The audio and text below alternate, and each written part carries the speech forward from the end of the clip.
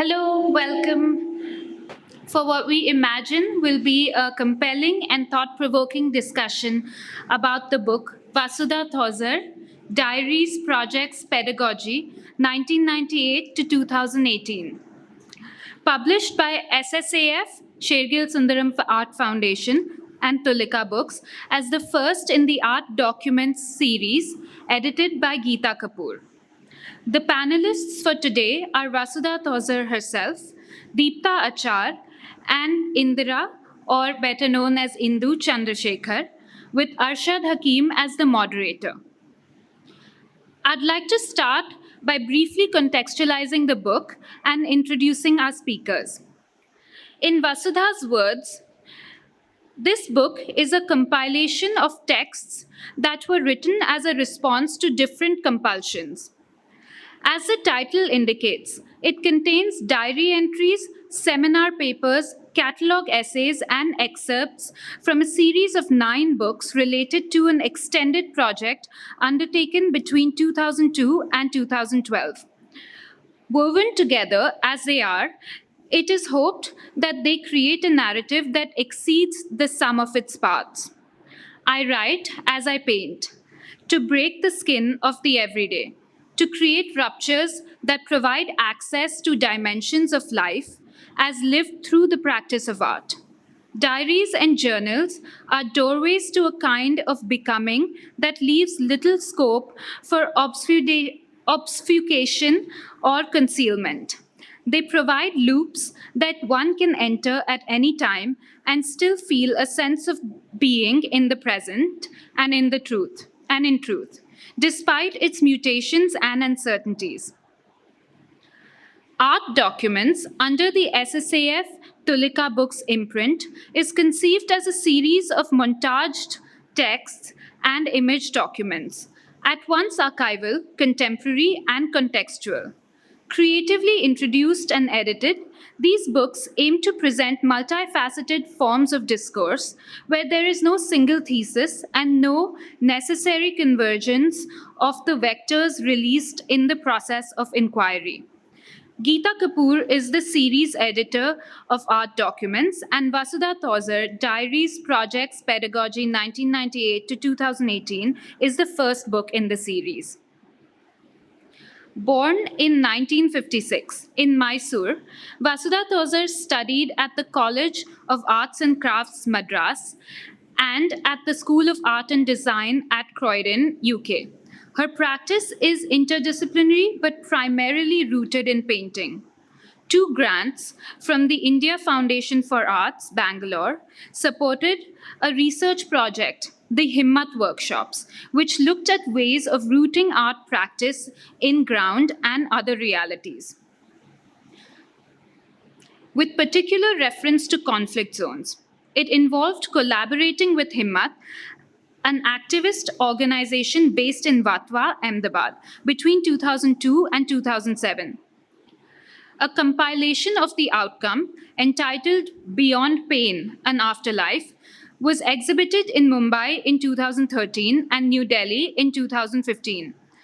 Vasudha Thozhur has been a professor in the Department of Art and Performing Arts at Shivnadar University, Dadri, Uttar Pradesh, since 2013 to 2023, and lives in Greater Noida, NCR. Her other passions include music and creatures, great and small. Indu Chandrasekhar is the publisher and managing editor of Tulika Books, New Delhi, a small and independent publisher of academic books in the field of arts, humanities, and social sciences. Since their inception in 1995, Tulika brings out 10 to 15 new titles every year, besides reprints and subsequent editions. Over the years, Tulika has developed a niche list of books in the arts and cultural studies, several of which are published in association with other art institutions. The latest among its institutional collaborations is a co-publishing initiative with the Sher-Gil Sundaram Arts Foundation under the joint imprint SSAF Tulika Books to publish a range of books on artists, the arts, and cultural studies, including art historical, critical, and theoretical writing. Deeptha Achar teaches at the Department of English at the MS University of Baroda. Her own publications include The Age of Adventure, Childhood, Reading, and British Boys Fiction, 2010. She has co-edited Towards New Art History, Studies in Indian Art, 2003, and Discourse, Democracy, and Difference, Perspectives on Community, Politics, and Culture, in 2010. Her research interests lie in the areas of visual culture and childhood studies. Arshad Hakim is the programs manager at ARC Foundation for the Arts. Besides running programs for the foundation, Arshad draws and makes films. After completing his bachelor's in fine arts at the Faculty of Fine Arts, Baroda, he went on to do his master's at Shiv Nadar University, where he studied under Vasudha as well. A small selection of books by Tulika is available for purchase upstairs, and I request you all to go through them and get copies for yourself. Some housekeeping notes. Please keep your phones on silent or airplane mode as a courtesy to our panelists and other guests. In case you need any assistance at any time, please feel free to reach out to any of the staff that you'll see around. And now, I would like to start the program with the format of which begins with individual presentations and introductions by each of our speakers, followed by a panel discussion. I'd like to start us off with Indu, who I'd like to invite to tell us a little bit more about Tulika Books and this series. Thank you. Friends, it gives me great pleasure to be here this evening at a discussion around the book Vasudha Thozhur, Diaries, Projects, Pedagogy, 1998 to 2018, the first in a series, as Nupur has already mentioned, titled Art Documents, published by SSAF Tulika Books. I am Indu Chandrasekhar, publisher of Tulika Books and a trustee of SSAF. The discussion this evening, moderated by Arshad Hakim, will present the contents, the significance, and the scope of the book on and by Vasudha, by the artist herself, and by Deeptha Achar. So rather than preempt what promises to be an engaging conversation around the book itself, I would like to say a few words setting out the publishing context, as it were, of this book and others under the publications program of SSAF. So please bear with me. To begin with, let me use this opportunity to briefly recall a journey traversed over almost 30 years as a publisher, building a small but important list, I believe, of books on the arts at Tulika. Tulika Books as a publishing house was set up only in 1995, but my association with publishing in the arts, as I was mentioning to friends just now, goes back several years before that to the days of Journal of Arts and Ideas, which some of you may be familiar with, as a part of its editorial collective from its inception till the last issue. And my interest in arts publishing, as well as Tulika's base of authors from the art world, many of whom have become friends and colleagues, date back to those years. Tulika's very first art book has a close connection to the city of Baroda, more specifically to the Faculty of Fine Arts in MS University, titled Contemporary Art in Baroda, edited by Ghulam Muhammad Sheikh, and with contributions by Nilima Sheikh, Ajay Sinha, and Ashish Rajadhyaksh, besides Ghulam himself, of course. It was published in 1997, unfortunately out of print now. It is a volume outlining the lineages, for those of you who are not familiar with the book, of what is informally referred to as the Baroda School, and tracing the evolution of Baroda as an important center of art and art education right from the 19th century up to the last decade of the 20th century. That book was a major breakthrough for Tulika and me, and I consider it a privilege that we were able to publish it. Most of the contributors to that volume, as also the editor, were associated also with the Journal of Arts and Ideas in one way or the other. Another book associated with Baroda and the Faculty of Fine Arts and MS University came several years later in 2012, titled Articulating Resistance, Art and Activism, edited by Deeptha Achar, who is a panelist here today, and Shivji Panikar, who is also present in the audience. A book of essays that explores the complex relationship between art-producing practices and frameworks of viewing that seek alignment with the various struggles around caste, community, gender, and sexuality. There is When Was Modernism? Essays on Contemporary Cultural Practice in India, published in the year 2000, and in its fourth edition now, what has been called a magisterial collection of seminal essays by Geeta Kapur on the themes of modernity and modernism. A few copies of this book, as well as others that I mention, except unfortunately Articulating Resistance, are available upstairs. And more recently, by the same author, that is Geeta Kapur, Speech Acts, a collection of essays, lectures, and interviews. There are a range of books on individual artists. The archival two-volume cased set on Amrita Sher-Gil, Her Art and Life, Letters and Writings, edited and introduced by Vivan Sundaram. Books on individual art projects of Vivan, Retake of Amrita, History Project, Vivan Sundaram is not a photographer. Retrospective volumes of individual artists, Trace, Retrace, paintings by Nilima Sheikh, edited by Kumkum Sangari.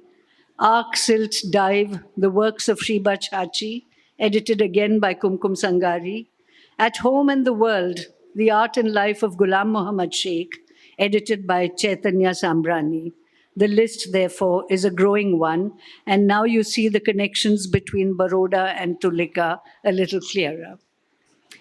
Tulika's attempts at collaboration in publishing has continued and grown over the years. Its most recent manifestation, if you will, with the setting up of the Sher-Gil Sundaram Arts Foundation by Vivan Sundaram and his sister Navina Sundaram in 2016, is the co-publishing initiative between SSAF and Tulika Books, already mentioned. The endeavor of this publishing imprint is to build a major publishing program in the arts with a range of books, again already mentioned. SSAF Tulika Books has brought out 5 books so far. The first book, published in December 2019, was a selection of the art critic K.B. Goel's writings over 3 decades. Next, in March 2020, came Portal, the curious account of Achintya Bose by Shan Bhattacharya, who was also the first recipient of SSAF's Umrao Singh Sher-Gil photography grant, which presents the fictional diary of the owner of a small photography studio in Calcutta.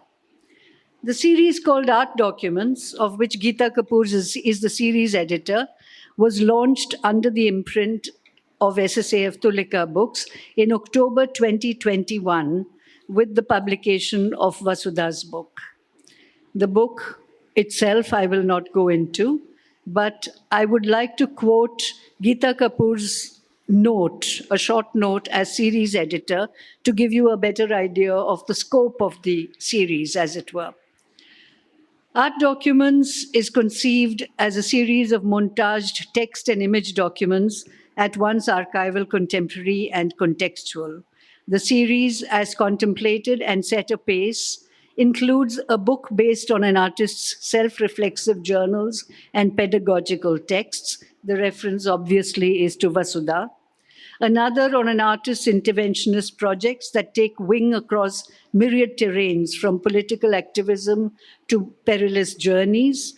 A further 2 books signal the imminent threat artists perceive in present-day India, one performing the corporeal anguish of an indefatigable dissenter, another indicting through raging forms the violence perpetrated by the state.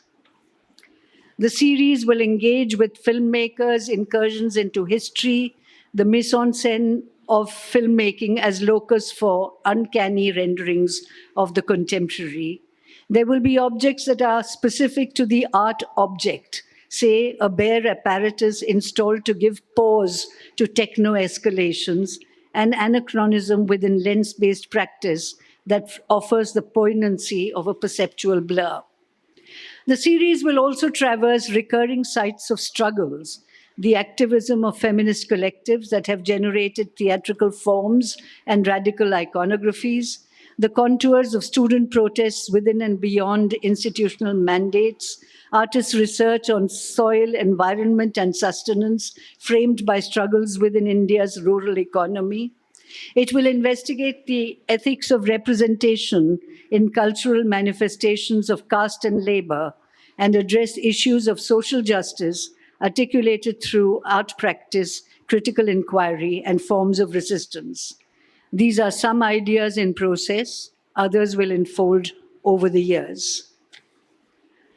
Before proceeding to list the other books planned in the series art documents, I would like to say just a little more about Geeta Kapur's choice of Vasudha's texts, excerpts from her diaries and project journals, excerpts from her seminar presentations and pedagogical reflections to form the first book in the series. And here I'm paraphrasing, I hope correctly and adequately, Geeta's editorial intent as she articulated it when we had an online discussion on the book in November 2021. The book, by the way, is not a very new book. It was published in 2021, unfortunately during COVID lockdown years, so it hasn't received the kind of public attention probably that it deserves. Geeta had known Vasudha's paintings for long, but it was a lecture about pedagogy by Vasudha that she heard in Delhi at the Alliance Française, I believe, that made her seek out her textual archive. Geeta spoke of Vasudha's exceptional conceptual frame, her process of thinking and writing independent of her practice of painting. We proceeded to seek and received at SSAF from Vasudha a veritable trove of her writings contained and categorized in several folders, which revealed her writerly poetics. These we sifted through, categorized and excerpted from, all of course with Vasudha's help and her close attention to detail. And Vasudha's involvement continued right through the making of the book, through the design and layout process, right up to proofing colors and text of the book. It's a pleasure to work with authors like Vasudha.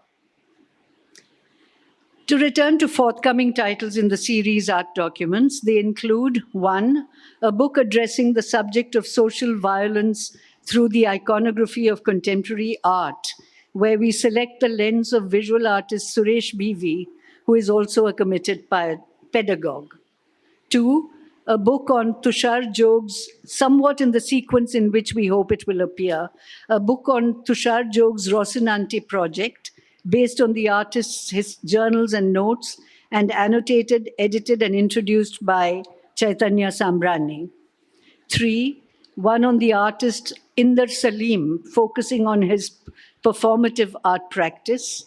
4, a book encompassing the research undertaken by projects initiated under the SSAF AAA, Asia Art Archive Research Grant for archiving histories of art, ideas, and visual culture, a collaboration that SSAF and Asia Art Archive, a collaboration between the two institutions, now in its 7th edition, and emerging from AAA's ongoing endeavor to digitize, document, and make publicly accessible recent histories of art in the region by deploying a range of innovative archival practice and research methods.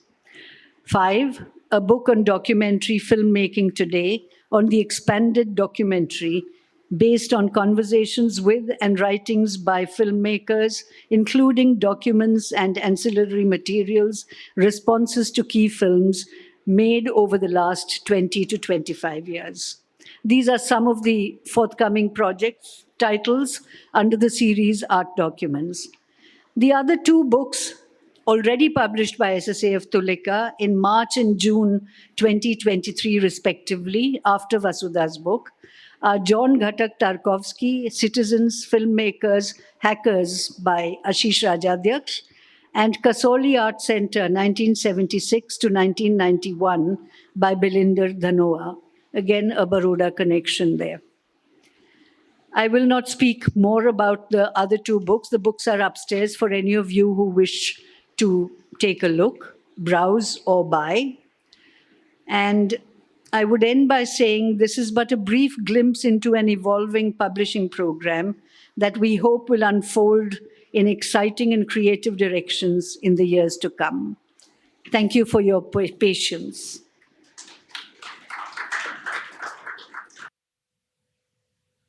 Over to you, Arshad. Thank you, Indu, and thank you, Nupur. And thank you, all of you, for coming here today evening. Yeah. So, yeah. Okay. So, at the outset, I would like to thank the Sher-Gil Sundaram Art Foundation, Vasudha, Deeptha, Indu, for sharing their time and knowledge with us. And a massive heartfelt thank you to Latika Gupta from the Sher-Gil Sundaram Art Foundation for organizing this panel with me today. The team at ARC, Rachita, Devat, Manoj Bhai, Mihir Bhai, Mitali ma'am, and everyone who kind of has helped us with the logistics of today evening. And last but not the very least, and the most important of them all, Atul sir, Seema ma'am, Priyanka, and Nupur Dalmia, for setting up this foundation for discourse and for discursive thought. So Vasudha's book, now coming to that, documents 2 decades of practice and is divided into 4 sections and texts that range from diary entries, interviews, reports, testimonials, and seminar papers. It covers major projects that Vasudha has undertaken over the course of these years, specifically the Himmat workshops, a 6-year-long project where she worked with 6 girls from Vatwa, Ahmedabad, where Himmat is based. Himmat is an NGO that was formed post-2002 and was working towards rebuilding lives of people that were affected by the event in 2002. Reflections of her world and the inquiries of her work that take shape in forms of diary entries and long-form poetic essays, and lastly, her pedagogical work at the Shiv Nadar University. In this introduction for the book, I shall look at 2 lines of inquiry that run through and that shine very radiantly for me. I've known Vasudha for many years, starting from the time when I was a student in art school. The model of the school was based on a mentor-mentee relationship where one worked with their professors for the duration of the program. And during my time with Vasudha, and I say so retrospectively, she made sure that we found our compasses to locate ourselves in whichever ways and however we chose to do so, but that we did locate ourselves. She took us on excursions around the university and an area that I think she describes it best, which is, quote, apart from being fertile agricultural land, it is associated with several mythic and factual histories of turbulence and change. The land in question is Dadri district, which is adjacent to Greater Noida in Uttar Pradesh. Within the campus, a site that was, or I'm hoping still is, dear to both of us was a sacred grove and a small dargah of Pir Baba Kamal Shah within the campus. Pir Baba Kamal Shah was a Sufi nomad who kind of, his dargah was within the campus, but the campus as such was a very militaristic, authoritarian campus in that sense. And this site was kind of within it. The dargah was frequented by local communities, celebrations and rituals were frequently held there. Local villagers and travelers had separate access to the dargah, and the rest of the area was cordoned off for them. The dargah and the grove became our place of refuge, a place where we would go in leisure and in despair, And over time, most of my cohort started making work in and around the Dargah.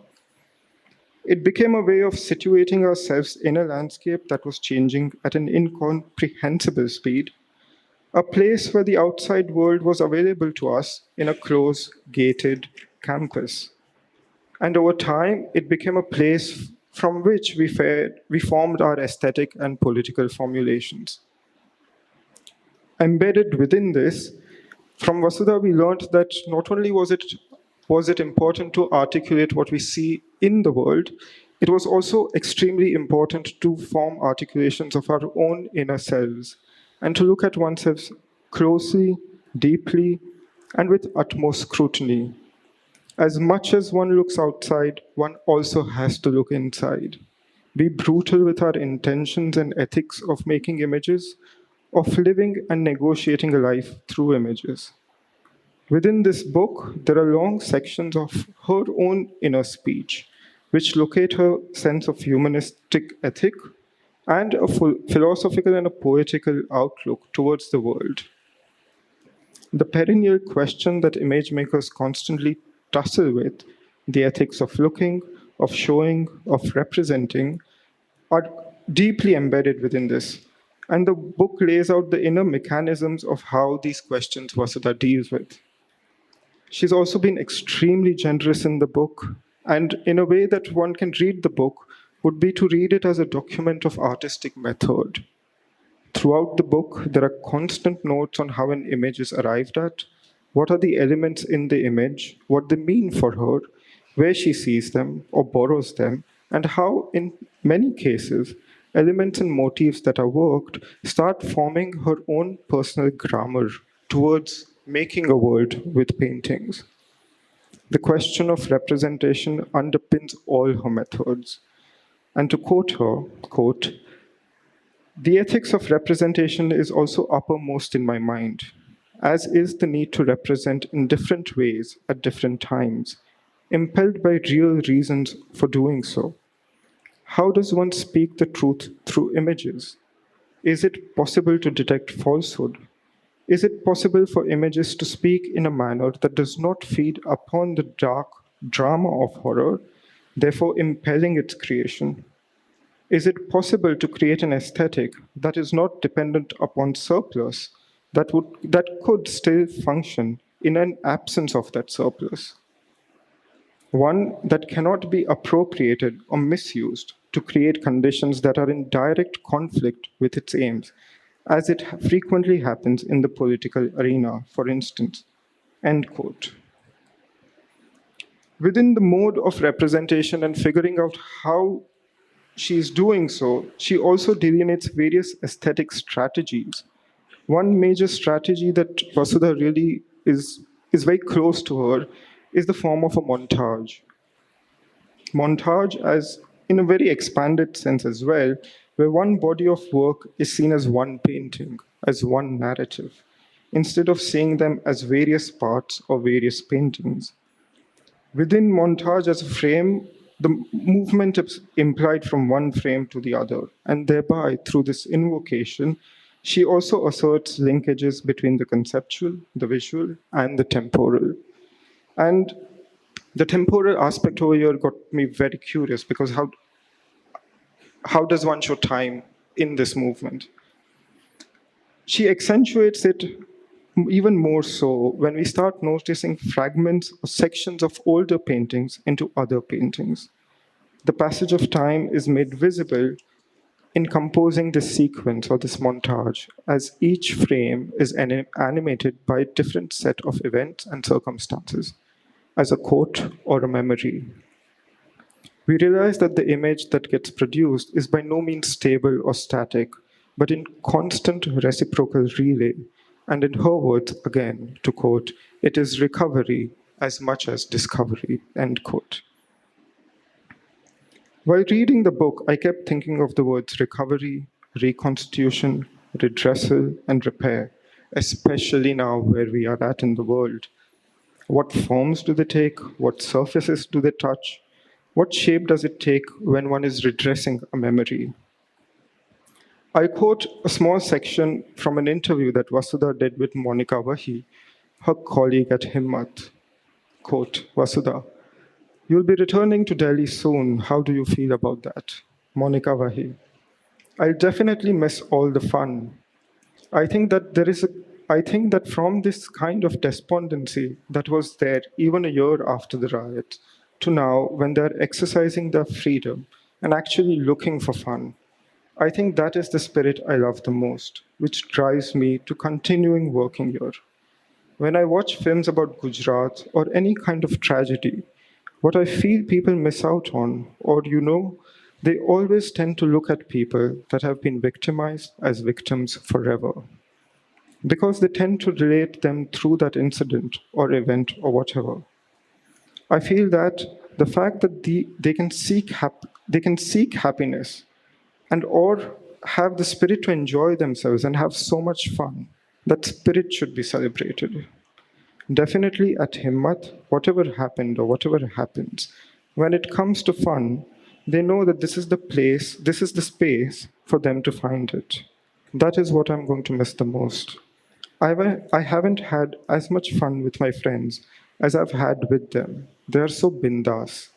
You forget everything, where you are or what you are up to. You just get into this celebratory mode.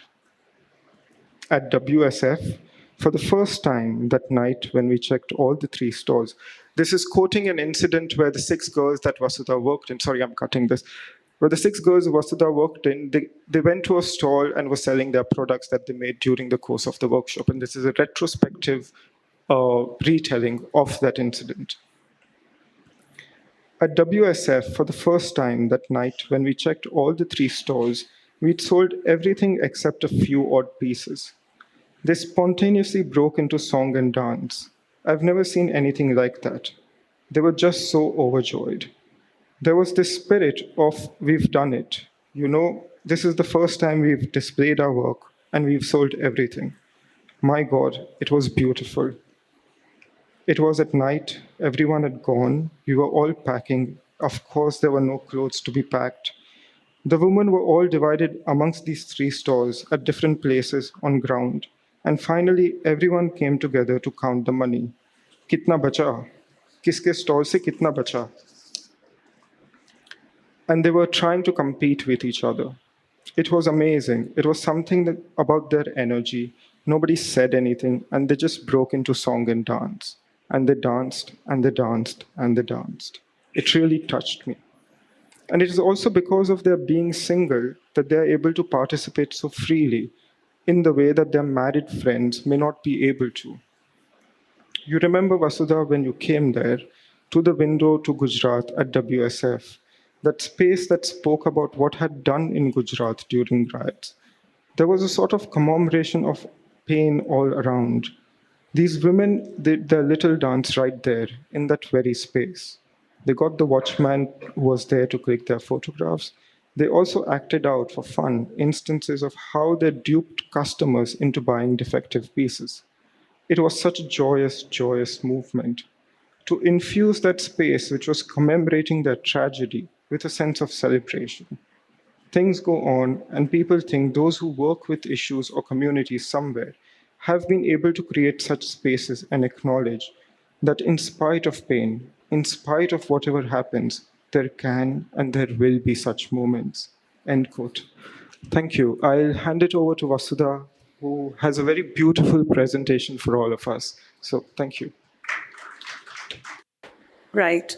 So, at the risk of repeating what has already been said, I would like to begin by thanking the ARC Foundation for the Arts for hosting this event, the Sher-Gil Sundaram Arts Foundation, and Tulika Books for the time and attention that they have given this project, the Shiv Nadar University for providing the scope and flexibility to formulate a distinct pedagogical approach. And I would like to thank all of you for the privilege of your time and for being here this evening. And I would also like to take this opportunity to express my very deep appreciation for the warmth and friendship that I have received in Baroda since 1997 when I moved here. So, so the contents of this book were not necessarily meant to be published. So they are fairly informal in tone, and they are fragments that have been written on different occasions over several years. And they have been organized and compiled into 3 sections. The first is to do with the diary entries, which relate to processes of painting. The second, to the Himmat workshops, which is seen as a community project. The third, to pedagogy, because I have been teaching for the last 12 years at the Shiv Nadar University. And there are 3 sets of images, each one relating to each section. So I can run through them. I mean, we will browse through them so as not to take up too much time. And so we have more time for conversation and questions and so on. So just give me a second. So among other things, I would also like to mention that writing also arose out of a need to underline the fact that there is a life that underpins the practice of art, and that it is important to keep this connection visible and alive if our reflections are to go beyond the surfaces of things, say the surface of a painting or the surface of a piece of sculpture. There's much more to it than that. And writing was a way of kind of revealing those processes. Yeah? And so I will begin with the paintings, which are portraits, and they address formal as well as representational and political concerns, and as well as being a kind of an affirmation of the self as a lens through which one processes the world. And this is something which, it sort of brings in a kind of a human angle, which might otherwise be lost, in sort of like abstractions and sort of images which come more from a set of prescriptive codes as opposed to a place of real emotional intelligence and one's own, position within a unique set of circumstances. And here there is a kind of a shift. The self steps aside and points to a kind of an apocalyptic landscape, which was actually the site of a bomb blast, but one kind of interpreted it as a flower, as a kind of a rose. And then there are these landscapes. They're also based on images from the earthquake in Gujarat in 2001. And then Interior 2002, and Still Life 2002, which also questions the role of painting in zones of conflict, at times of conflict, but it is also a kind of a dedication to the practice of painting. Yeah. And last of all, there is this portrait of Shah Jahan. She is one of the girls that I was working with. It's sort of like an installation of paintings, embroidery, prints, and so on. And it's sort of like, stretches across like, say, 20 feet in terms of wall space. Yeah. And now the Himmat workshops. So I would also like to bring to attention something which is often overlooked in responses to the book. And that is that the Himmat workshops, which is seen as a kind of a community project, and it occupies a substantial amount of the narratives in the book, it does not necessarily mean a kind of a stepping aside from the practice of art as one had done it earlier, or from the practice of painting, for instance. But it was more a kind of an investigation into art, society, and violence, and a kind of an interrogation into how art could actually create a set of conditions that might not be conducive to violence, for instance. So, and at the end of the whole process, one was also convinced that the very values that sort of support the practice of the arts, it is the erosion of these values that actually creates conflict and the kind of catastrophes that we see all around us today. So here you have, I worked with Monica Wahi and Zaid Ahmed Sheikh, who had set up the collective Himmat. And here are some images that will give you an idea of the location and the activities of Himmat, which is like the building of the center, which was on top of this terrace. And the girls, the workshops that we did, it was to do with dyeing, with embroidery, with painting, with drawing, etc. And we also had the older women, the mothers, involved in these activities. So it wasn't seen as some kind of like, like a frivolous indulgence. And we were, towards the end of the project, we were also invited to Vadodara for a workshop it was a kind of a meeting of different NGOs and citizens groups and people who were working with, the disenfranchised. And towards the end of the project again, the girls made these paintings of the Shah-e Alam Dargah and the refugee camp where they were housed for 6 months. And this was something that we didn't want to push on them in the earlier days because it was a very sensitive time psychologically and also physically because there was a danger of being targeted for making certain statements and so on. And one didn't want to expose the women to that. And here are some black and white pen and ink drawings of the floods that happened in Mayur Park in Vatwa where they lived. And this was in, I think, 2005. And they also composed a play. They won the Drishti Collective public art grant. And they made a public kind of like an art project, which was a play based on conversations with their mothers and so on. And it was to do with the basic necessities of water, education, and so on. These are the scrolls that were supposed to be the backdrop for the play. And they were taken around into the neighboring bastis as narrative scrolls as well. So they, performed different kinds of roles. And then the script for the play, which they had written themselves with the help of a local educator.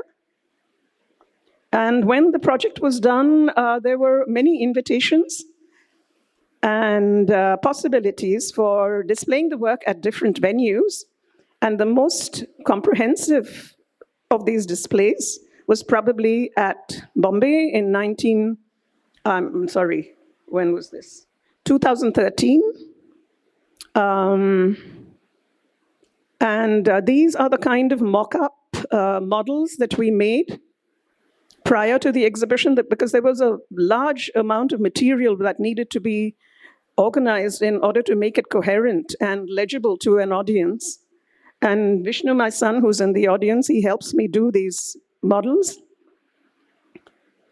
There was a sort of like a walkthrough as well, but I haven't included that. And then the actual, display itself, which follows the way the models were designed. And this was in Sakshi Gallery. And these are a set of 135 photographs, a photo essay, and a journey from Sabarmati Ashram to Vatwa. And this part of the display was in Project 88 because there was a vast amount of work and it needed to be spread across 2 venues. And then there was a display at JNU. This was 2015. And again, we made a kind of a mock-up, and it was like spread over 3 buildings, including the library. So as you can see, this was the library, the central area, and then we erected a wall so that we could display the Shah Jahan painting. Oops, what did I do? Kahan gaya? Arshad, where is it? Yahan hai na? Okay, right. Yeah.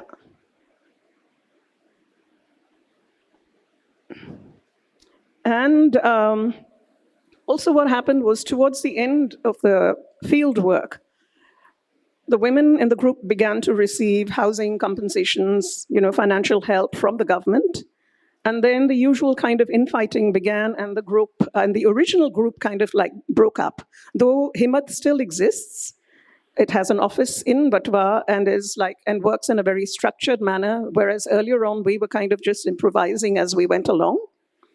But anyway, it was a bit of a disappointment, and one also began to wonder if it was possible to kind of actually create a shift in consciousness, through art practice or through activities that are related to art practice.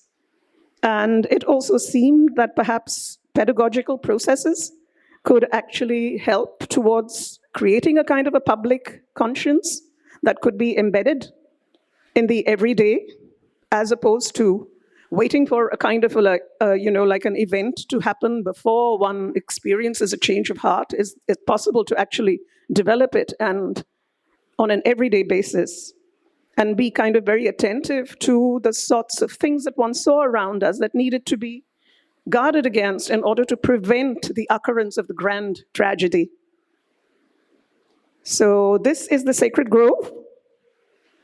Maybe I should, yeah. So the university is actually situated near Dadri town and Chiteda village, which is in western Uttar Pradesh. And this is a kind of like a Mufassal area, as it was called during the British times.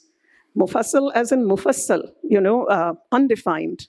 And these are kind of buffer areas between rural centers and rural settlements and urban centers. And apart from the little villages that sort of dotted the countryside, it was like largely characterless, because there's a constant movement of shifting, migrant populations that are looking for work in the cities. So then what we needed to do was actually, so art practice, in fact, it begins to kind of take the form of a kind of an excavation, a kind of like an archaeological excavation, also considering the kind of epistemological violence, that had been imposed by colonization and the British rule, that many things had been erased, many languages, many cultures, many communities, rural, peasant communities had been completely wiped off during those times.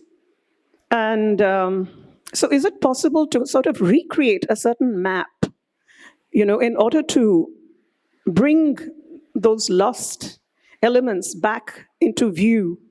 That was a kind of a challenge. And just give me a minute.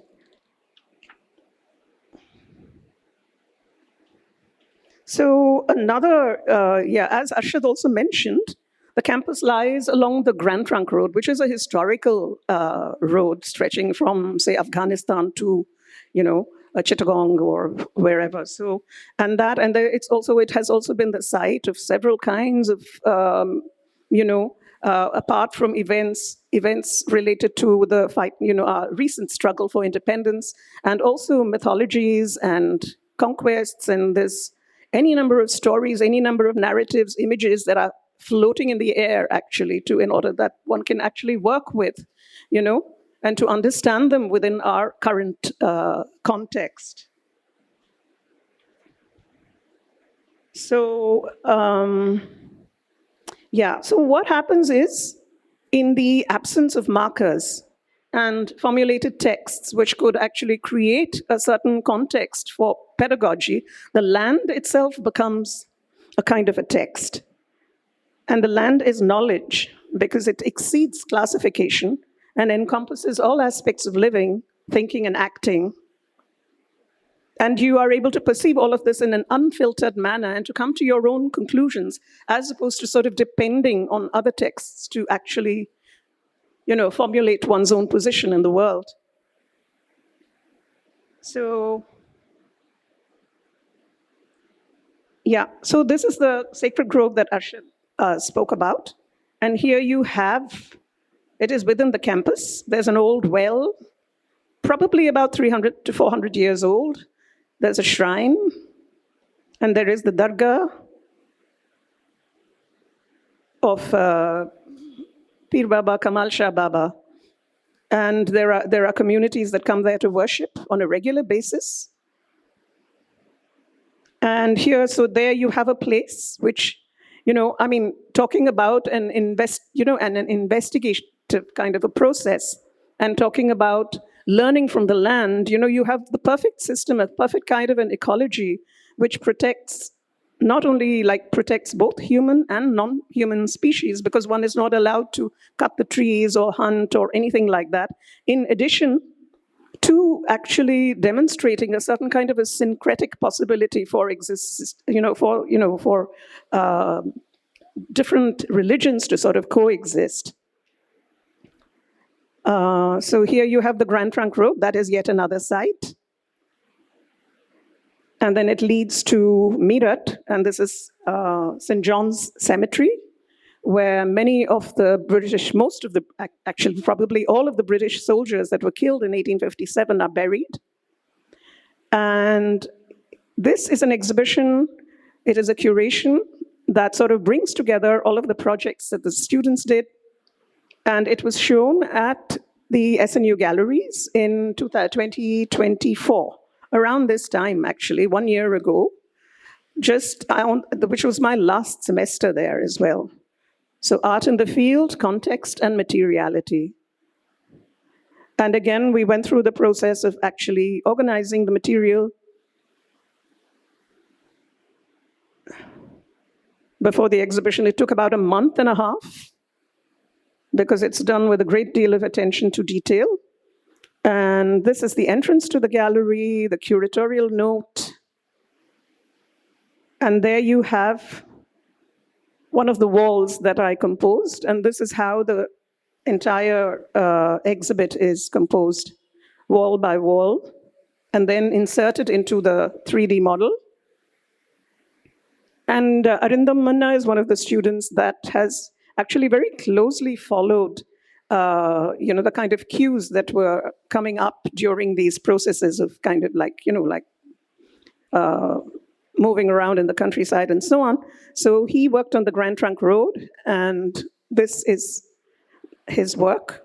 It's also a kind of like a vocabulary building. So you're building from scratch. One is not working with pre-existing formulations or pre-existing images or even political notions or anything. It's just based on observation.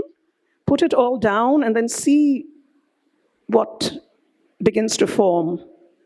And this is Arindam's work as in terms of like a photograph of what it might look like.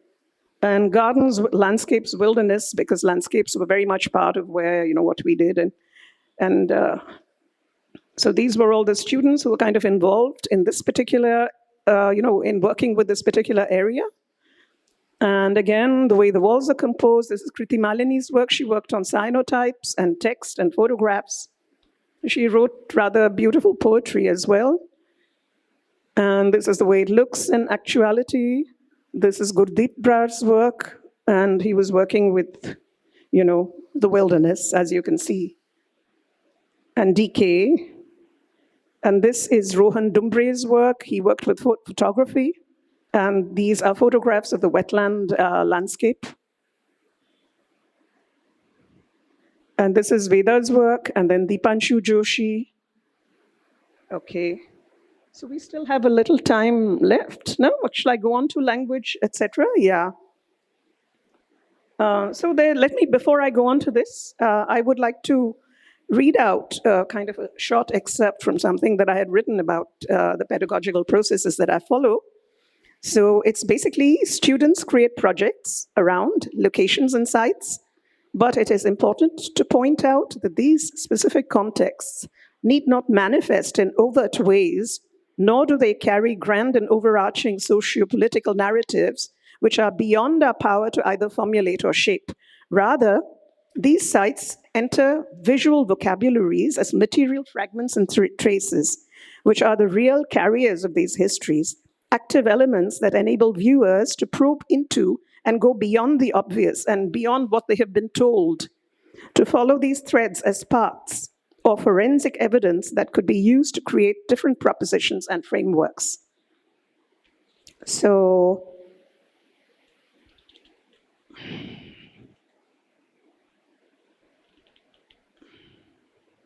Yeah. And this is again to kind of open up another sort of an area that within which everything that one does is actually situated, and that is the area of language, And so, and it's about this, that if one were to look at the practice of art from a linguistic perspective, which I very often do, I mean, is it possible to kind of come upon a set of fundamental principles which are based on intersubjectivity, community, mutual respect? And is it possible to build this into the grammar that we work with as artists? And could that possibly create a certain kind of, a freedom in terms of space and expression that sort of forecloses the need for violence or, destruction? So,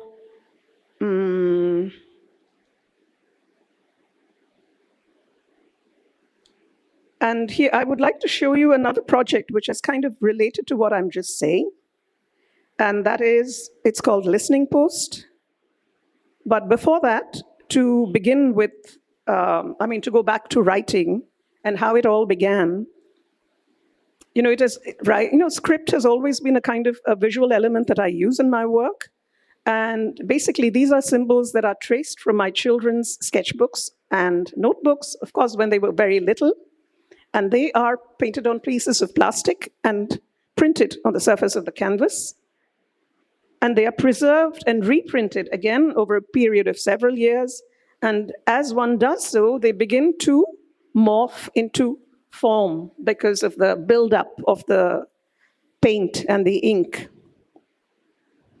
And they begin to speak to, it becomes a kind of like a language within itself that can speak to within itself across time. For instance, I call these 4 poems because, again, this was actually, little bits and pieces of script that kind of one put together, and it begins to look like a banyan tree.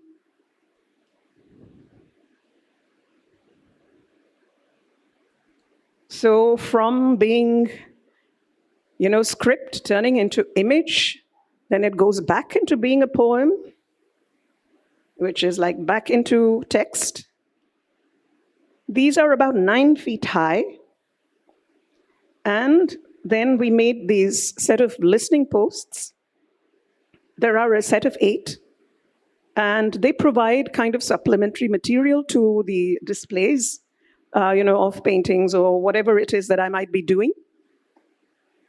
It began with these 4 listening stations, and they were designed by an architect, Sarosh Klasaria, and based on the forms of the script, the forms that build up, and then these are, kind of translations of those forms into the 3-dimensional.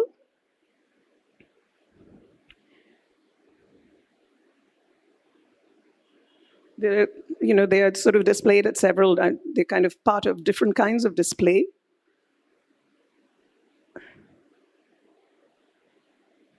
And then they're finally installed at the IGNCA, and this was in 2019, as a kind of like an installation. So I would like to read out a little excerpt from what I had written about this particular display. So in its current phase, and at the IGNCA, where Listening Post was installed in January 2019 as part of FICA's critical constellations, both sets of stations together underscore an inquiry which has, since the year 2000, traversed, or rather crisscrossed, the space between self-reflection and sustained involvement with notions of community. Certain memorable intersections and conversations with students who currently occupy a significant part of my life were included based on prior association or an expression of interest on their part. So it becomes a kind of an alternative to curation as we understand it. So it's not a top-down process, but something that spreads from within the group, arises from within the group. And then it's kind of like an eclectic sort of library, which it has artist books, videos, some artworks, and so on. And the notion of hospitality is also central to the way it's designed, because it allows viewers to spend extended time within these spaces. You can recline, you can sit. So you can engage at a kind of a sensorial as well as an intellectual level. And in addition to that, the audience also becomes part of the tableau or installation, which therefore remains in a constant state of flux. So, and this is what I should end with this, so it accommodates other artworks and practitioners, and thereby raises the question of territory, which is at the heart of most disputes, eventually culminating in war. Is it possible at the individual level to accede rather than claim or retain territory without experiencing a sense of loss? If not, is it even realistic to expect a world order that offers an alternative to the apocalyptic conditions that surround us? So I think I'll end with that. Thank you so much, Vasudha. Thank you. Can I please invite Deeptha for her presentation? Yes, thank you. Yeah, just to end with recent paintings. This one, how do I go to this? From current slide. Right. So these are, again, sort of landscape-based, and it's very much to do with the kind of time I've been spending in Western Uttar Pradesh. Yeah, thank you. Yeah. So it's hard to kind of follow an artist speaking about her own work and her practices, and a publisher speaking about her own practices as well. So I'm in a bit of a fix here, and I promise I will not take very much time. What I propose to do in my presentation is to actually go back to what Nupur said at the very beginning, where she looked at this series of proposed books and this book itself as an archival project. And really this presentation takes off from there to look at the intersections that might obtain between Vasudha's the book and the question of archiving. The question of the archive has really been reshaped over the last 20 years, and in particular, it has come to take a really important place in the way we imagine our past and propose our futures. It is a space between memory and history, between documentation and theory, and increasingly the question of archiving oneself, institutions, moments, historical moments have come to occupy the imaginations of scholars, of artists, of philosophers of various kinds.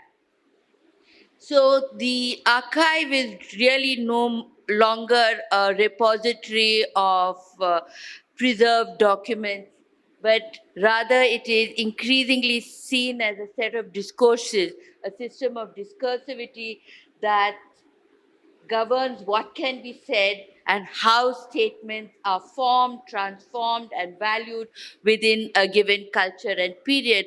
And if it is one thing that this book, with its specific period of time, which the one thing that it proposes is to offer an archive of a particular moment of history governed by a proper name, that is Vasudha Thozhur.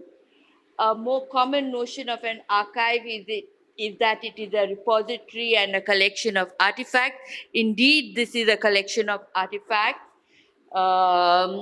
written artifacts that center and circulate around Vasudha's art production. So in that sense, the book itself can be seen as an archive. But how can we actually imagine the book then as an archive? So if the archive is a system of discursivity, then the book can itself be imagined as an archive. Because if today the archive is not necessarily a physical space, it is not necessarily even a digital repository. It goes beyond physical storage. It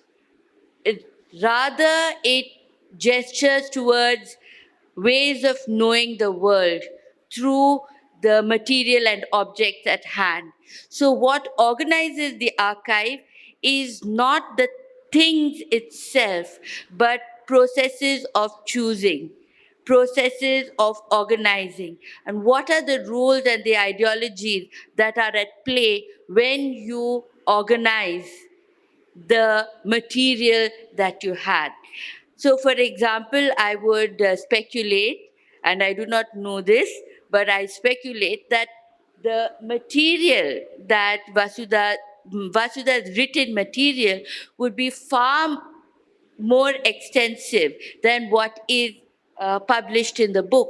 So the process of choosing, whittling down,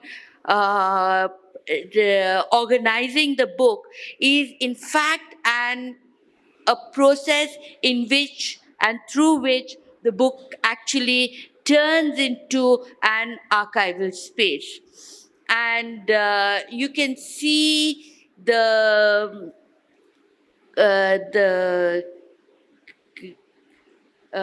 fragmentary nature of the choices. They're not, it's not a neat, chronologically smooth flowing book, nor is it, nor is the language consistent. Sometimes it's a letter, sometimes it's a report, sometimes it's a curatorial note, sometimes they are notes to the self, sometimes they're letters to someone else.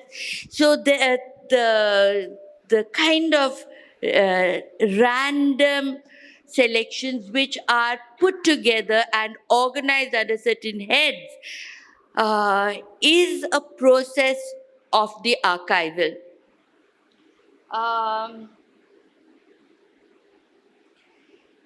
But it is not just an archive or a historical archive, it is also a personal archive.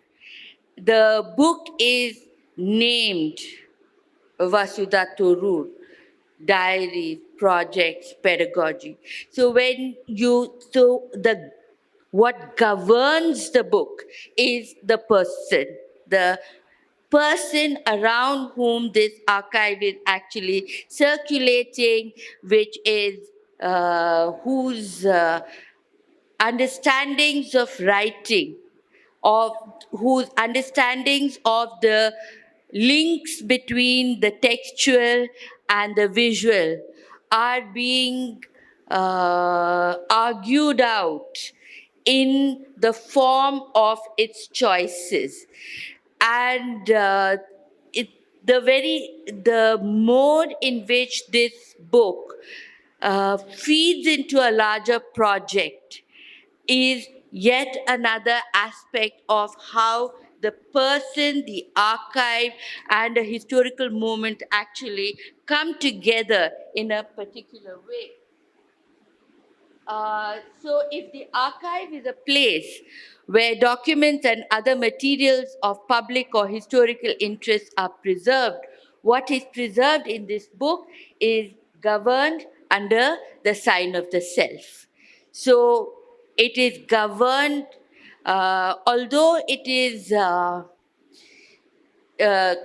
following what Indu said at the very outset, it is not a personal odyssey, if you like, but it's a kind of discussion, I think, between Tulika, Indu, and Vasudha, that collaborative process is also so much a part of the personal, because the personal isn't an autonomous individual in that sense. The personal is always intersectional, and so therefore even in the construction of the personal archive, it is interleaved with the historical. Um, but the personal archive is woven into a much older idea, and that idea is that of the artist, the artistic persona, which is like the poetic persona, and which centers the artist in a particular way. And it's at a particular historical moment that the artistic persona comes to hold sway in the context of visual production. So the construction of the archive intersects in a really interesting way with the artistic persona. So, Vasudha's, for example, reading of the aesthetic, her understanding of curation, it pulls away from an older version of the artistic persona, but nevertheless, the artistic persona as the figure of the artist haunts this document, and it is almost an organizing principle of this book. This book is Vasudha, but it is not. It's Vasudha's personal life, but it is also a historical moment.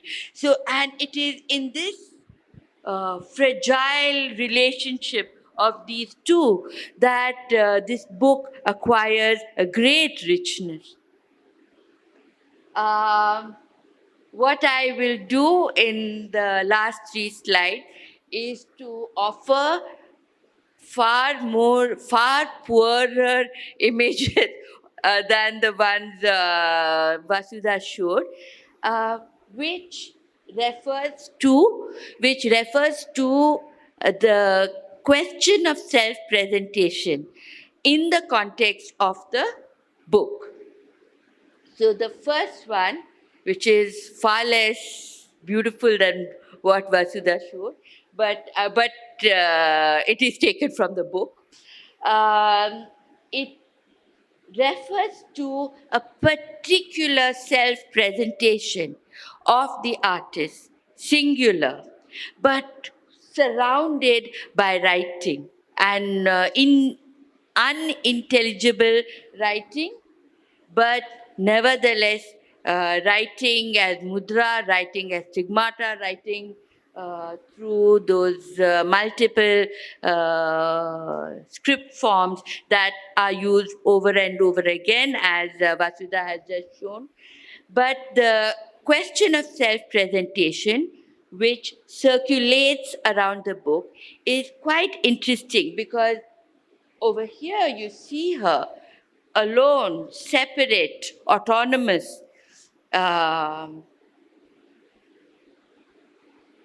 And here, in 4 ways of reconstructing pain, you find almost a similar image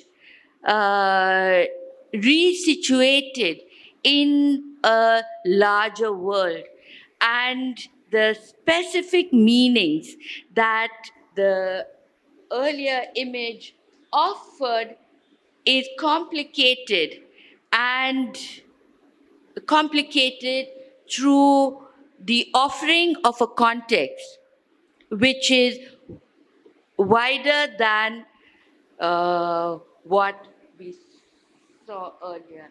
And finally, it we can, within the covers of the book, we can juxtapose the portrait of Shah Jahan with the other portrait, including that of Vasudha, and this too unsettles the solidity of that artistic persona.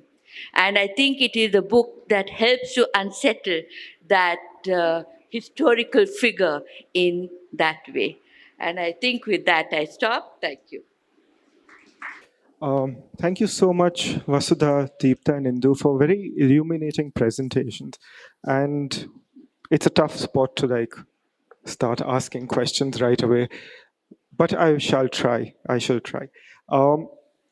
guess my first question is for you, Vasudha, and it is something that has always fascinated me with your work, and which is the framing of the event and what is the residue of the event in a way.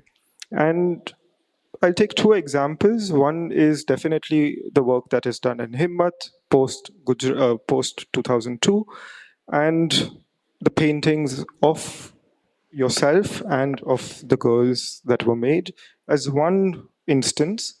And the second instance is another body of work that is very present in the book, but no one really spoke about it. It's titled Anatomy of Celebration.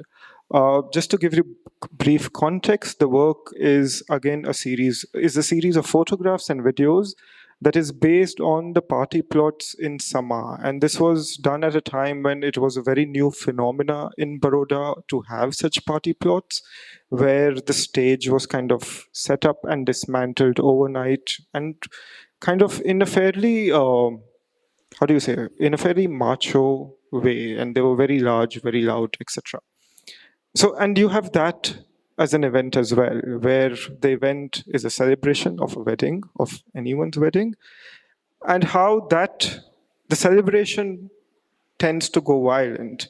And over here, the violence, in a sense, with Himmat and the workshop, moves, like the violence of 2002 eventually ends up taking a very celebratory mode, in a sense, with all the work that the 6 girls have done, etc. And I guess maybe what I want to ask is that how did you come about this correlation between violence and celebration and the inversion of it with these two bodies of work? I don't know. I mean, in the sense that I think it was through working through that project where one was very close to the ground, as well as to the kind of political manipulations that were happening all around. One just began to see things very clearly. It's as simple as that. And also, it's like what I had mentioned, that, violence is not something out there. It is an active principle that is around us at all times, say within families, within departments, within universities, within groups, and it just becomes, it's so much more important to be able to detect the beginnings of a certain phenomenon in order to be able to prevent the build-up into something major. And one begins to see that connection, this empty entertainment, for instance. Let people kind of drink themselves silly or dance around like late into the night and play this, loud music, and incessantly. It's just that it takes people's attention away from what is really happening. And I think more and more that particular phenomenon is becoming very apparent because of the internet. It's now very transparent, what has been going on behind the scenes. While there is an outward appearance of happiness, smiling faces, etc., etc., it's like what do you call it? Not even whitewashing. It's like a smoke screen, say, So it was basically that, because, in some of these, especially the marriage celebrations, the ones that I have witnessed, which were very close to my home, there was actually a kind of like a cabaret kind of a thing happening. late evenings, in full view of children, regardless of a complete lack of any kind of a filter, in the name of celebration. And then you had these, like groups of people dancing around, and there were like people in the audience stuffing money down the throats of the drummers, for instance. I mean, so it was just extremely brutal, the entire, it was very obvious. And, this whole, of course, and it's also, you begin to see the kind of a collusion behind, you have a kind of a violent event, the place is cleared of all debris, unwanted populations, and so on. And then you have a mall coming up, or you have, so it's very obvious, yeah, and it's becoming more obvious. I think in those days it was perhaps a little more difficult to detect, but, yeah. To just add on that, to add to that, also like the framework of the spectacle, in a sense, saying that the spectacle of 2002 in relation to the spectacle of this party plot phenomena, in a sense, and just that although they might be poles apart, but they are not in many ways, and that they follow similar logics at different scales, of course, but it's just so. Again, and I guess on the question of scale also, I think it's there in the book as well, but I also want to ask, one is scale in, of course, relation to the physical work of the painting and of size of the painting, but also scale in terms of the reach of the work as well, of the reach of the work, of how the work is getting circulated and who is responding to it. So, yes, yeah. So just a question on scale. On scale, no, well, what did you say to start with? To begin with, you said something about the spectacle as in... The scale of the spectacle in 2002 and the scale of the spectacle in Anatomy of Celebration with the party plots. Okay. And then to take the question of scale Into both my work. into your work. Yeah. On both on a level of material, but also on a level of what is the scale within which the image is kind of moving, or the work is moving, in a sense. Right. Because also, I mean, it's very specific that the work gets shown at JNU and not anywhere else. And I think that says something. Yeah. Or the work kind of gets circulated more in circles of, to kind of use the term loosely, more in activist or rights-based. So in that way. Right. No, I think, to start with, the spectacle of violence and the spectacle of celebration, they're very similar. And because violence is also a performance, on the part of power in order to intimidate, you see? And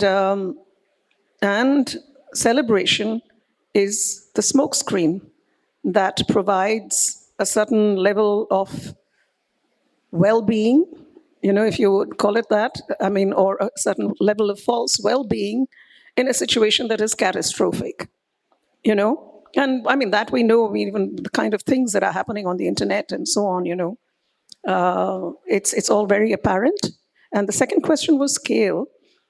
I don't know, for me, scale, it's more like, I need to create these portals that I can enter as I work. And it's very much to do the proportions of how much I can handle, the proportions of my own physical being, the size of the height of the roof, the ceiling, for instance, or the length of the wall. I mean, all of these things kind of play a part. And also the fact that, one is not really looking at the central image, but one is looking at the space between the images, because you cannot hope to know everything. There's always that unknown chasm, So I think it also provides space for that. And I think the scale was also because for me, it was very important to ground my energy.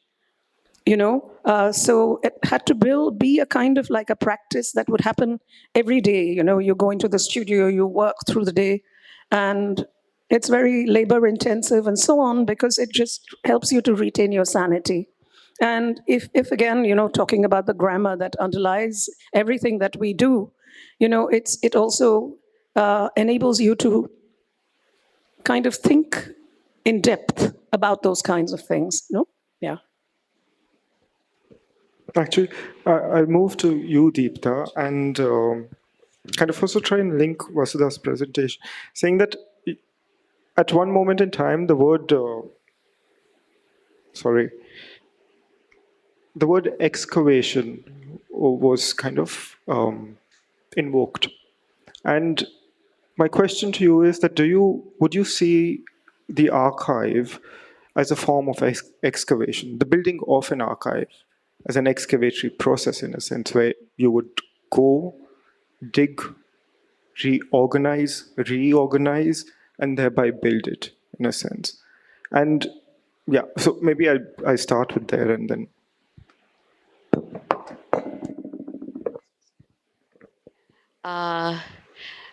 I wouldn't use the word excavation, because excavation means you kind of dig and then you'll find something. But this more Foucauldian version of the archive would really be looking at the surface in a really important way. It would be looking at the surface to look at patterns, how they are formed. And it would be looking at how these patterns are formed through ideologies, through formations of power, and so on, rather than a jewel to be found unexpectedly. It's not archaeological in that sense, but it is more lateral across range and in and through discourse. Yeah. And then, I mean, if power gets invoked here, then of course, the building of the archive and its relation to power. And then to complicate that, I also want to get the figure of the artist in this sense. So as a triad, saying that you have the artist, power, and archive. And how do you see that triangulation? The artist, I think within a Foucauldian frame, I think the figure of man, it's human, man, is itself under question. So, in that sense, the figure of the artist will also be therefore under question. But to kind of expand on that a little, the artist then becomes a figure who is haunted by and always carrying the baggage of history, and it will and a task of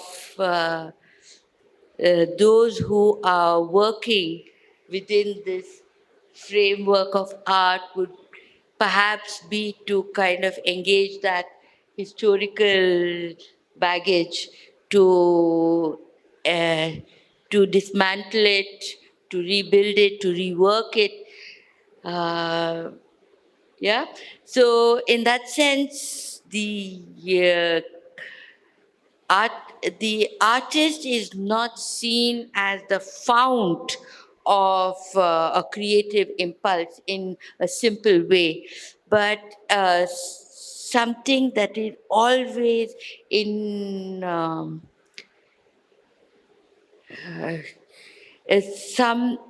but a figure. It's important to think of the artist as a figure, not as an individual autonomous person. So, so we need to rethink this figure. That's all that is. Sorry, I'm going to probe this a little further because the archive as an area is of course, of interest to all of us now. And you also use the word haunting. And again, haunting, which is far far-reaching implications. And again, that has been theorized and written about a lot. And to think of haunting in relation to archive, in a sense, saying that is the archive then becomes a site of haunting, where ghosts are constantly present and where you are, in a sense, kind of led by a ghost in many cases. So could you respond to that? Yeah, the archive is always a haunted space, I would say. Because the archive is always haunted by what it leaves out. Its meanings are always circulating with an absence, the things which are absent in the archive. And there's always a kind of tussle between absence and presence. And that energizes the archive. And it always unsettles meanings that an archive might produce. So the archive, therefore, is never a space where you can have a consolidated meaning. And when it doesn't have a consolidated meaning, the reason why it's not consolidated is because other meanings are jostling for space, are jostling for attention. And so I would say that the archive is haunted always. But just to add to that, saying that haunting is not a negative, No, but a generative haunting, where the No, haunting not can at propel all. you into a space that can become extremely transcendental even. no. Yeah. I would say haunting is a very good thing because haunting always reminds us that there are ghosts. There are ghosts. And the fact that those ghosts are there will unsettle us always. And we should always be a little unsettled, shouldn't we? Of course. A word about the archive and so on. It's also, I mean, for me, as I said, writing is about revealing those relationships with life, with other things that we do, and it's not, and as I think it is a mode of communication that needs to be explored more. It's not just for myself, because, there are spaces that are largely unaddressed in everyone's life. And I tell my students this as well. If you're not able to find a gallery to show your work, or if you're in trouble, then you just make a book. Just do these reproductions and print it out and circulate it. It needs to be preserved because it's a very chaotic and very uncertain world that we inhabit as artists, financially, in every sense of the word. But those are very powerful lives that people are leading, in the pursuit of things that they believe in, without a public, without an audience sometimes, without, and there has to be a space for all those things to be said and recorded, So it's not just about my work, but I would like this as an example to be followed by others as well. Yeah. Actually, Vasudha, I mean, I'll just take off from what you said and also about writing, and your writing in particular. And what I want to get into is actually the poetics of it, because and I'm sure those of you who've got copies of the book, I really urge you to read it, because the writing in itself and the craft of it is something that I feel that you pay a lot of attention to in how a sentence is being crafted, how the structure of the text is being laid out, even if it is just a list of things that is on sheet, or like a to-do list of the day, and then there is a small note. I mean, today morning I was just thinking there is a section on heat. There is a small section on heat in the book, and I was just like, oh my God, it's so hot. And then I started thinking about the words, that how you described heat, and saying that it's almost like she describes heat as almost like juice and as syrup. Yes, it's hot syrup.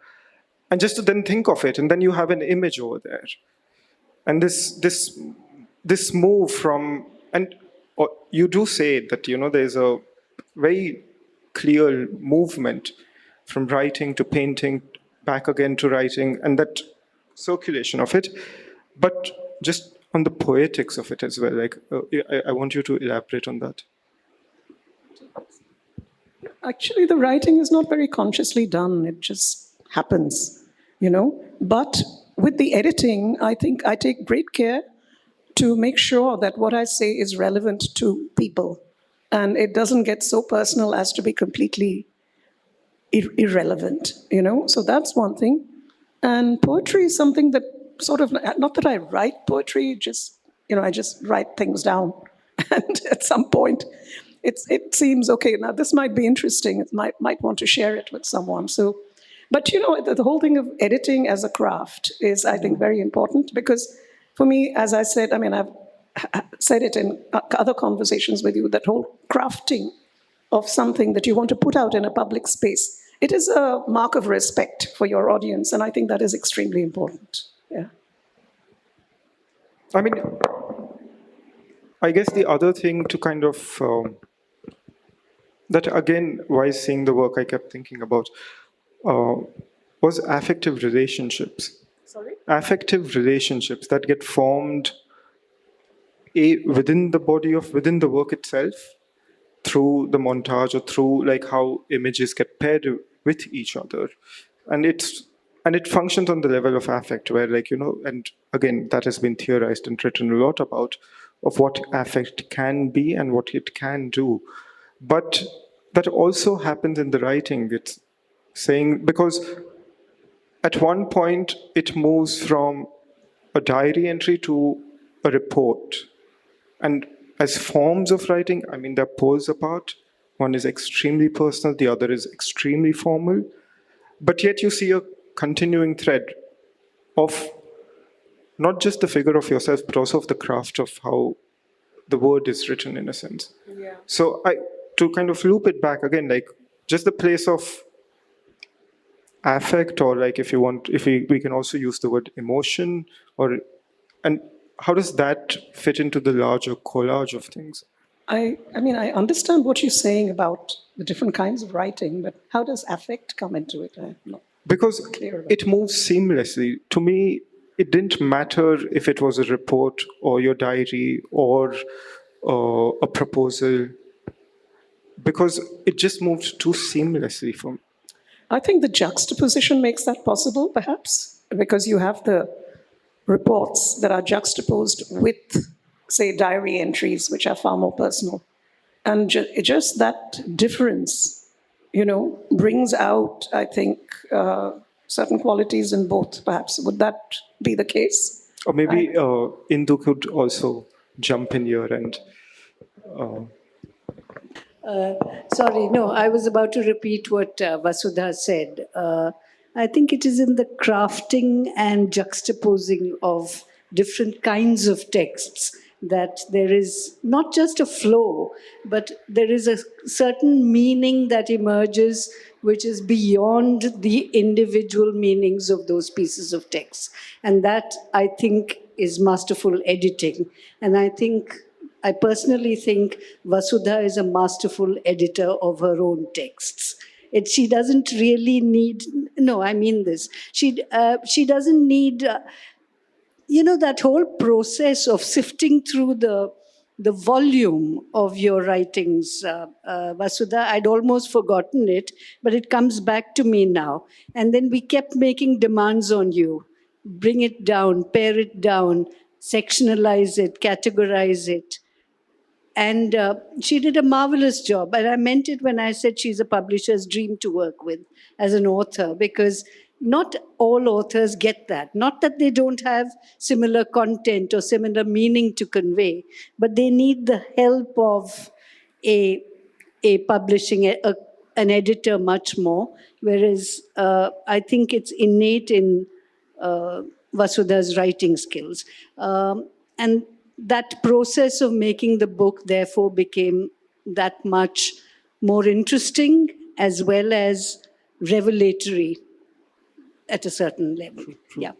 Indu, I also want to ask you, saying that now it's been 3 years since the book is published, and Little more than 3 years, yeah.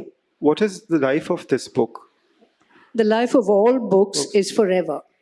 No, what I mean by this is saying that how is it moving in the world, and what do you hear back from people in that sense? No, it hasn't. I mean, there is a practical problem with this book that we brought it out during the COVID lockdown in 2021. We couldn't do justice to it, like I mentioned, because in terms of making it visible to a larger public of people who may be interested in art books or in the other books in the list, etc.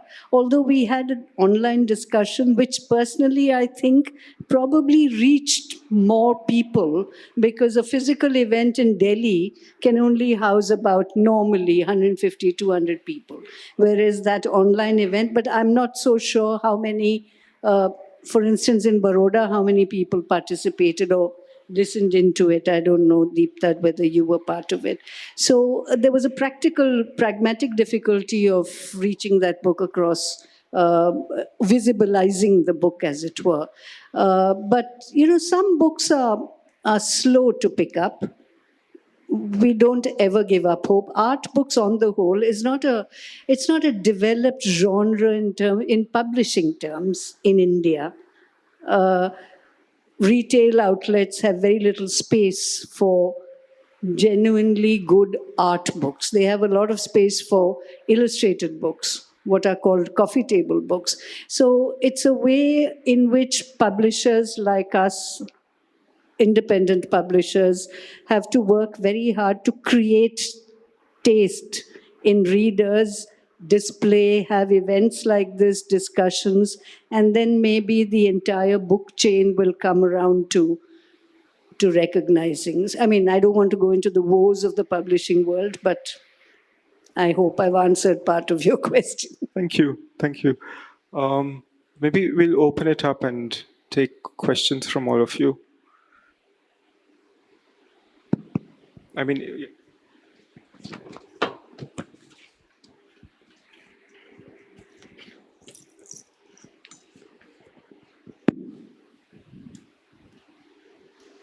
is the first question that Vasudha, what you were talking about. I'd just like to go back to that. I'm very, you know that I'm a great admirer of the works that you did in 2002 and soon after. And they've meant a lot to me. They have remained exceptional. And I also like the work that you did with the Sama party plot work. But I'm a little unsure about the conflation between the two that you're making and that is being made. I think there is a serious difference of genre, which I think it's very important to protect. Because I think that there was a political value and acuity to that work that you did, which was exemplary and which was within the logic of the work that you did, the way that you developed it and the way you did it. Whereas when you're working, I mean, it's all very well to say that there is violence in the party plot, but to equate that with that kind of violence is to rob the other one of its context and politics. I think that the party plot has its own kinds of problems, and you did explore them very well. I think it's also, I don't think that one should become, I'm saying this outright, moral about it. I do think that we should examine the violence within it. But I think there is another whole aspect of the desire of the urban dweller or the need of the urban dweller to express themselves in ways that can become crude, but is a celebratory act with the community, not within families. And I think that's another issue, another genre. So I was a little unhappy about the conflation between the two.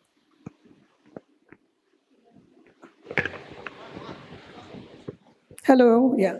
No, I agree with you. And that was an aspect that I didn't touch upon because of Arshad's question, which was to do with the relationship between the two. But in the text to the party plot, that entire body of work, it's something that I mentioned because in spite of this violence, it's just the spectacle also, as a matter of fact, the sheer beauty of some of those decorations and almost like installations.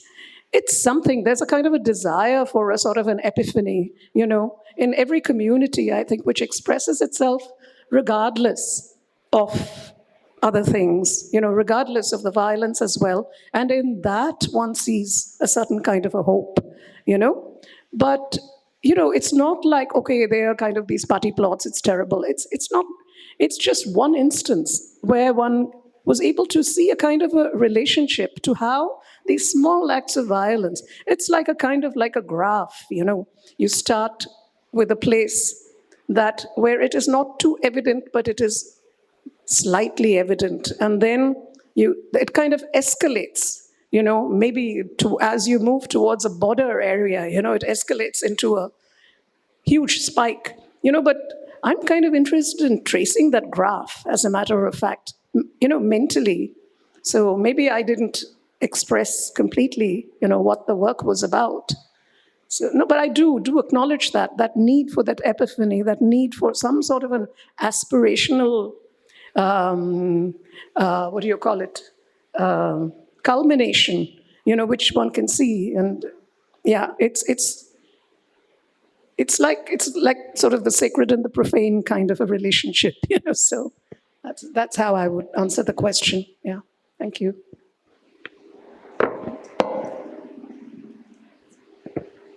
Hi, Vasudha. So nice to see you after so long, and I'm so happy to see your works in that kind of continuation, which I had missed, since you left for Delhi. I also went in my own way. Could not really follow your trajectory since then. So thank you very much for sharing your works. And but I feel I want to articulate my discomfort or my doubt that there seems to be kind of a seamlessness in your work, that one to the other happens, it happened. It's almost it happens naturally. Like from, what you did when I knew you early, when you came to Vadodara, that kind of body of work, then you started doing your self-portrait series. Then you tried to kind of move out a little bit. That's also the time when you did a portrait of my family, right? That then family, I mean. Then, of course, 2002 happened. It has affected a lot of us, right? Mentally affected. But see, you going to Ahmedabad, taking up that project is very significant. I stand by you, definitely. But from there, but it all seemed to be kind of moving in a kind of a flow that is, it's predestined. That is already decided, that they had no questions, there are no doubts, there are no conflicts. That kind of narration somewhat makes me somewhat very uncomfortable. I mean, somehow I feel that there are much more subliminal, much more deeper conflicts and choices that one is making, I mean, in that sense, I have been thinking that, 2007-8, Baroda was a very burning kind of place, And where is that in your work, if you are politically reactive? Or in 2014, the politics have changed completely in the country, So somehow I miss some kind of links and some kind of that kind of connections, if one is talking about politics, I'm sorry, I mean, it may sound a little too drastic to say like that, but I have to express myself, so I expressed. Yeah. What I said about writing, it comes naturally. I mean, in the sense, painting doesn't come naturally in that sense because it just involves a whole set of logistics which are outside of, you sitting down at a desk and writing with a pen on paper. It's a different world altogether. Painting is a very difficult, area. So it's not that the paintings come naturally.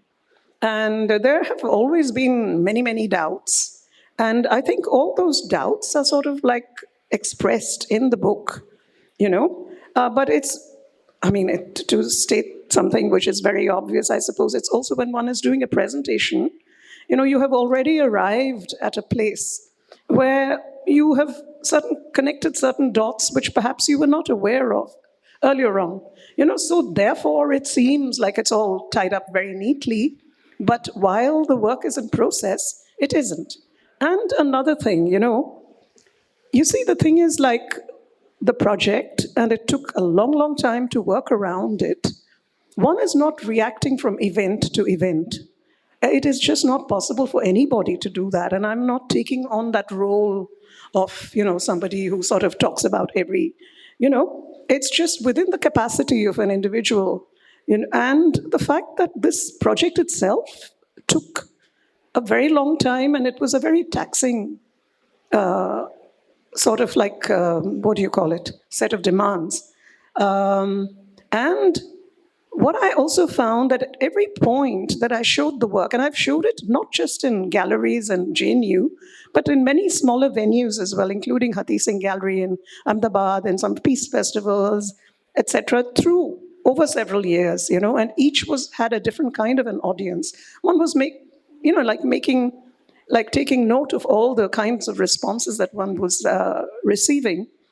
So, and what I did find was that every point there was a relevance to the things that one was talking about, and it connected with perhaps what was happening with Chandramohan, with what was happening with, other kind of incidents that have taken place later. And teaching itself, I found the academic space to be such a political space, as a matter of fact, at a personal level and as well as at the level of administration. There were so many things that one was able to perceive, and just working with the students and working with the administration and so on, that took up a huge amount of time, and there were battles to be fought there on an everyday basis, So I don't know, I have not written all of that down, I know Shaheen Bagh happened, many artists went out there, but that is not for me the way that I would do things. You see, it's not kind of like reacting to every outburst as it happens and then doing my bit. It's more a kind of as I said, trying to find the underlying grammar of violence. How is it operating under the surface, and how is it, erupting at these points in time? If that answers your question. It's a long discussion, but yeah.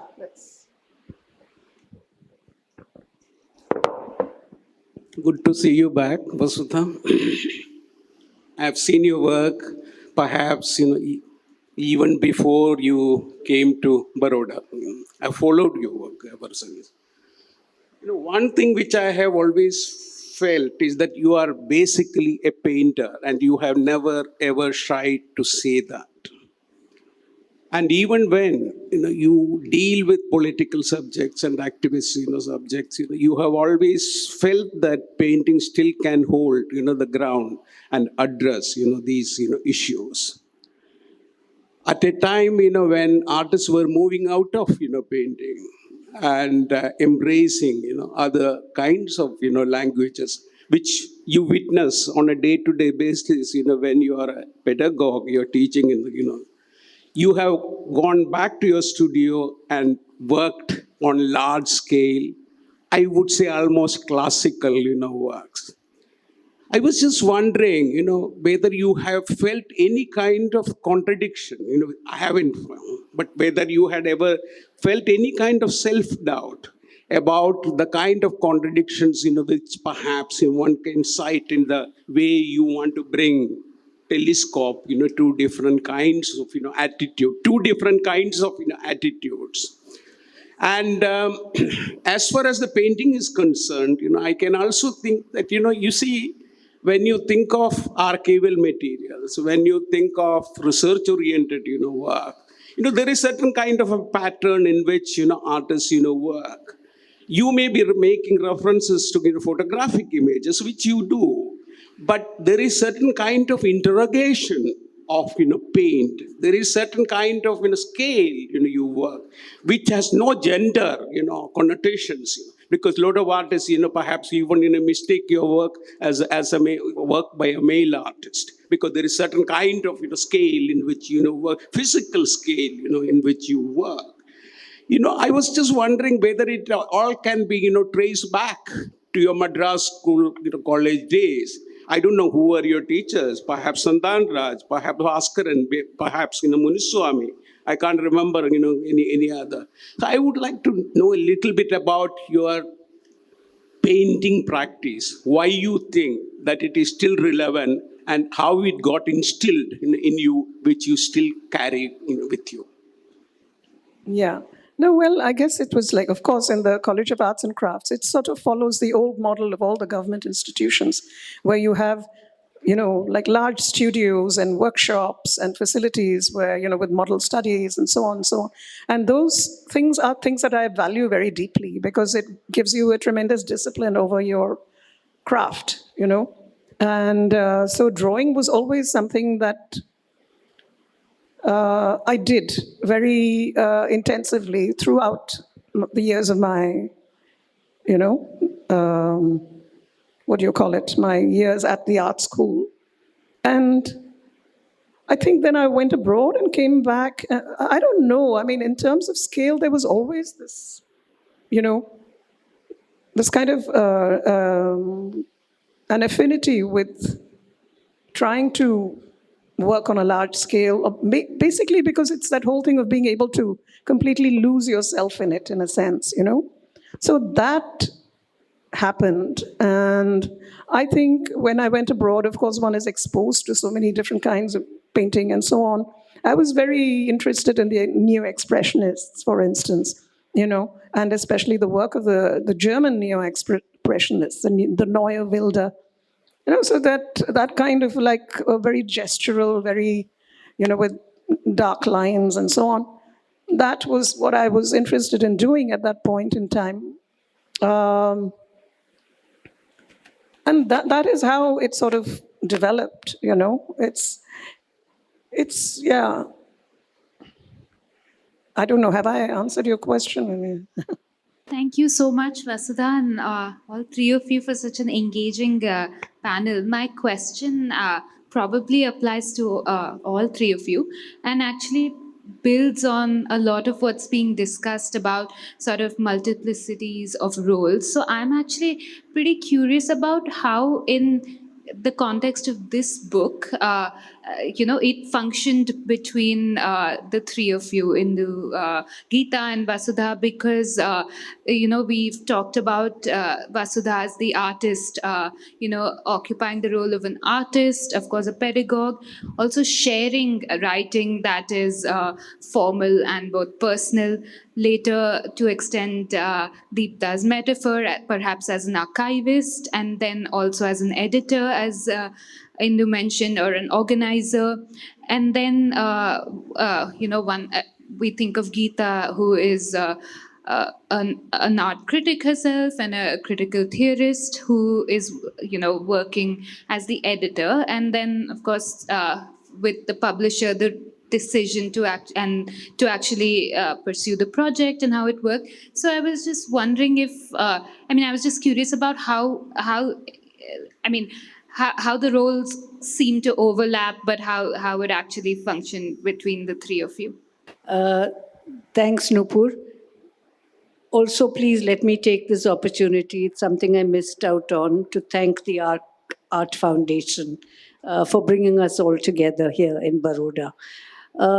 Very briefly, Geeta is the series editor, which means she conceives the texts or the books that will go into and she remained, actually the person whose name I have missed out on, Vivan was very involved when the book was being made. He and Geeta would look at the layouts, follow through, etc. And the nitty-gritty of working, putting together material, presenting it.